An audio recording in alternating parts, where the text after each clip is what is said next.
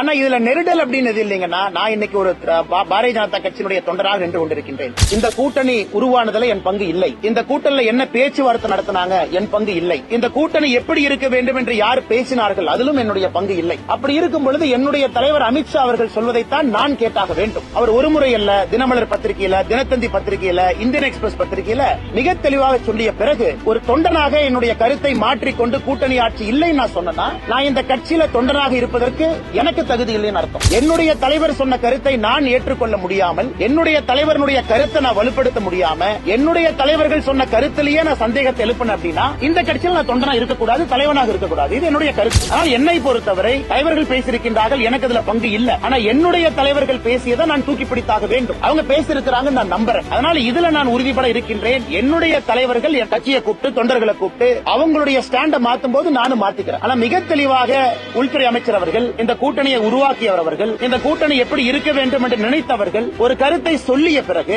அந்த கருத்தை தொண்டராக நான் எப்படி மாற்றி பேச முடியும்? நண்பர்கள் புரிஞ்சுக்கணும். இல்ல அண்ணாமலை என்ன ஏதோ பேசி இந்த கூட்டணியை உடைக்க பாக்குறாரு, பிளக்க பாக்குறாரு, 4 பேர் கிளம்பி வருவாங்க. ஆனா என்னுடைய தலைவர் பேசிய கருத்தை நான் ஸ்டாண்ட் பண்ணலினா ஒரு பிஜேபி தொண்டனாக, தலைவனாக இருப்பதற்கு தகுதி இல்லாத நபராக நான் இருக்கின்றேன் என்றுதான் பொருள். அதனால் அமித்ஷா ஜி அவர்கள் தொடர்ந்து சொல்றாங்க, ஒரு முறை அல்ல, 2 முறை அல்ல, 3வது முறை. இதுல அதிமுகவுக்கு மாற்று கருத்து இருக்குன்னா கண்டிப்பா அவங்க அமித்ஷா ஜியோட பேசலாம், கண்டிப்பா அவங்க பேசி ஒரு முடிவெடுக்கலாம். ஆனா என்னுடைய தலைவர்கள் சொல்லாதவரை நான் எப்படி நான் கட்சி எடுக்கக்கூடிய ஸ்டாண்ட்ல இருந்து பின்னாடி போக முடியும்? நான் எல்லாமே புரிஞ்சுக்கணும். ஆனா தமிழகத்தை பொறுத்தவரை பாட்டாளி மக்கள் கட்சி தெளிவா வெளிப்படையா வெளியே வந்து சொல்றாங்க, கூட்டணி ஆட்சியில் இருப்ப நாங்க எது கஷ்டப்பட்டு வேலை பார்க்கணும். கிருஷ்ணசாமி அண்ணன் கூட்டணி ஆட்சியில் இருப்ப நாங்க எது கஷ்டப்பட்டு வேலை பார்க்கணும். தேமுதிக பிரேமலதா அக்கா அவங்க கூட்டணியில் இருக்கணும், நாங்க எது கஷ்டப்பட்டு வேலை பார்க்கணும். கூட்டணி ஆட்சி இன்னைக்கு முதலாக தமிழகத்தினுடைய அரசியல் சரித்திரத்துல எல்லா கட்சிகளும் இதை பேச ஆரம்பிச்சிருக்கிறாங்க. நீங்க நல்லா பாருங்கன்னா, ஏன்னா ஒரு தொண்டனும் வேலையை விட்டுட்டு, அவங்க செய்யக்கூடிய வேலையை விட்டுட்டு கட்சிக்காக நேரம் கொடுக்கும் பொழுது அந்த தொண்டை என்ன எதிர்பார்க்கிறான்? நான் எதற்காக இந்த கட்சிக்கு நேரம் கொடுக்கணும்? எதுக்காக நான் பெயிண்ட் டப்பாவை கையில் எடுக்கணும்? எதுக்காக நான் போஸ்ட் அடிச்சு ஒட்டணும்? தலைவர்கள் சொகுசு கார்ல போறாங்க. இவ்வளவு பெரிய கட்சியில் எத்தனை பேர் எம்எல்ஏ ஆக முடியுங்கன்னா? 20 பேர் ஆகலாமா, 30 பேர் ஆகலாமா, 40 பேர் ஆகலாமா? சரி 100 வச்சுக்கோங்க. ஆனா 50 லட்சம், 60 லட்சம், 80 லட்சம் இருக்கக்கூடிய தொண்டர்களுடைய ஆசை என்ன?